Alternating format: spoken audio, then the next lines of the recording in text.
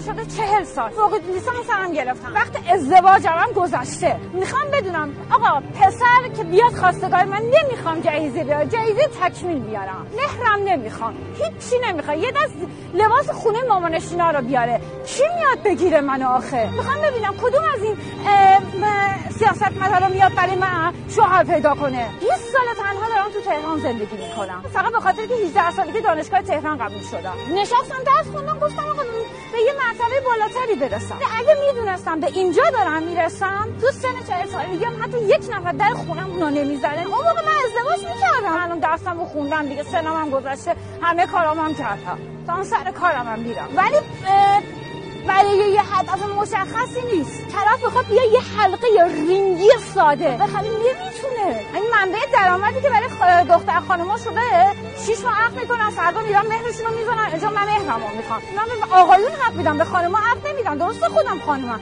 ولی یه آقا میترسه از این. از پسر چیزایی میخوان که اصلا میگم فکر نمیکنم رنگش تو خونه پدرشون دیده باشن، به چه دیده باشن. خود توقعاتون رو بیاریم پایین که 2 نفر دیگه هم که ازدواج نکردن طرف نترسه بیاد جلو. تو این شرایط عروسی گرفتن و طلای آنچنانی و مهر آنچنانی به نظر من چیز خیلی بی‌معناییه. زیر یه سقف هم بدون طلا میشه زندگی کرد، میشه بدون لباس هم با همون لباس‌های قدیمی که زندگی کرد اگر بخوان زندگی کنن. کسی که بخواد زندگی بکنه با سختی و تمام مشقت و به قول معروف نداری هم زندگی میکنه. کسی که نخواد زندگی بکنه تو فرشته تهران کاخ هم داشته باشه زندگی نمیکنه. به من ربطی نداره دیگران چه میکنن، من برای خودم باید زندگی کنم، خودم رو میبینم. اونا تو خونهشون نشستن، منم از زندگیشون نمیدونم، فقط ظاهر زندگیشون رو دیدم. دیگران ربطی نداره که من چی کار میکنم.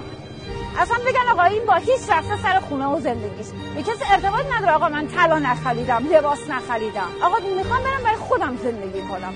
اگر فهم و شعور و درک اینو پیدا کنن، الان زندگی یه دخترای امروزی که به قول من ازدواج کردن این نبود. مثل